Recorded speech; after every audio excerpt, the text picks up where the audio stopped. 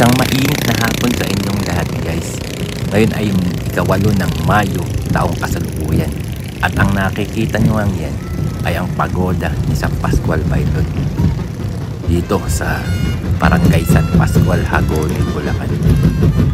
Taon-taon tuwing Nobenaryo, Nobena o Pasyam ay sinasagawa itong tradisyon ng mga taga San Pascual na Pagoda Festival dito sa Kaidugan. Pagkatapos nga niyan ay ipoprosesyon pa naman sa kalsada silang lahat papunta dun sa kanilang simbahan sa San Pascual. Shout out nga pala sa inyong lahat. Enjoy watching lang kayo guys. Alam nyo ba guys, tinaguriang pintakasin ng mga samahan at kongreso eukaristiko si San Pascual. Kahit hindi siya pare o obispo, lumaki nagpapastol ng mga tupa si San Pascual tulad ng kanyang mga magulang na si Martin Bailon at Isabel Ubera. Sa sariling pagsisikap, natuto siyang sumulat at bumasa habang nag-aalaga ng mga tupa sa parang. Magandang alam niya yan. At alam nyo ba guys, ipinanganak sa bansang Espanya sa mga magulang na kapwa mga pastolyang si San Pascual. Ibig sabihin, ang buhay niya ay puno ng kahirapan, mabibigat na trabaho, ngunit konting panahon upang mag-aral. Natuto siyang magbasa sa sarili niyang sikap habang nagpapastol. Pascual ang ipinangalan sa kanya sapagkat nang isinilang siya ay Pascua de Pentecostes. Pascual ang ipinangalan sa kanya.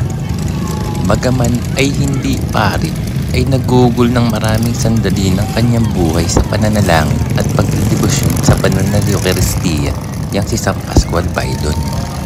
At pumasok siya sa pagiging hermano ng orden ni San Francisco, isang buhay na tunay na nakalagak sa kababaan at kahirapan.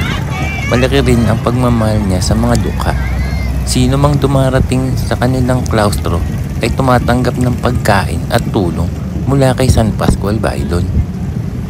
At alam nyo ba guys, katangi-tangi ang malaking pagmamahal niya sa Santissimo Sacramento. Tumatagal siya ng 3 oras na nakaluhod sa pananalangin at adorasyon sa banal na sakramento ng altar. Kapag nasa bukid naman siya, kapag narinig niya ang hudyat ng pagkataas ng kalis at ostya sa pasimbahan, tumitigil siya upang manalangin. Ganito rin nang namatay na siya.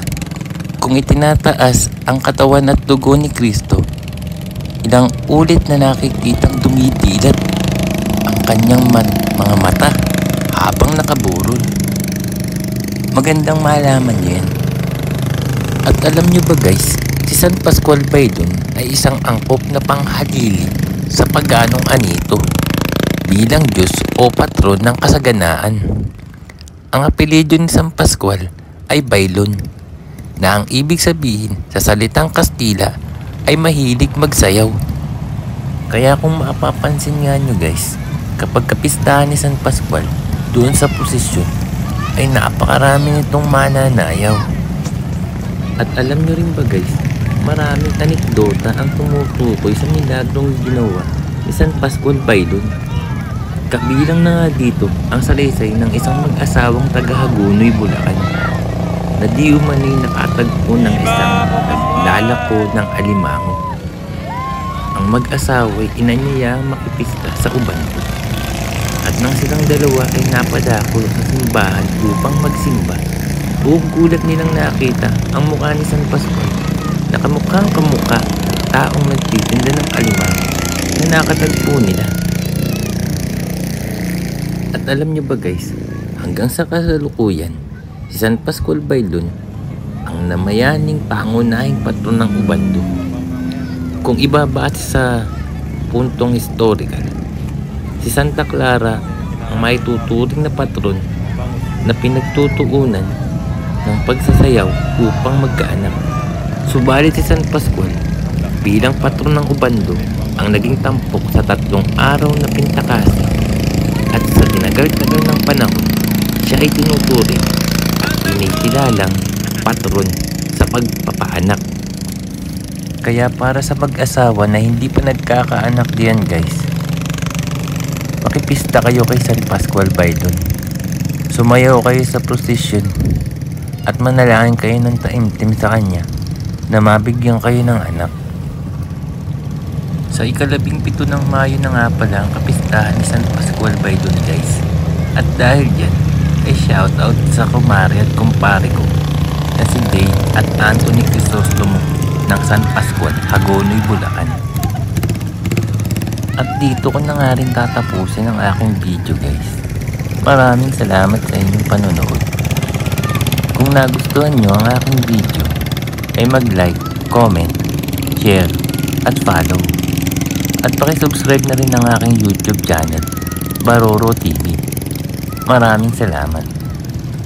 At kung pagod nga pala kayo guys ngayon sa trabaho, huwag kayong mag-alala.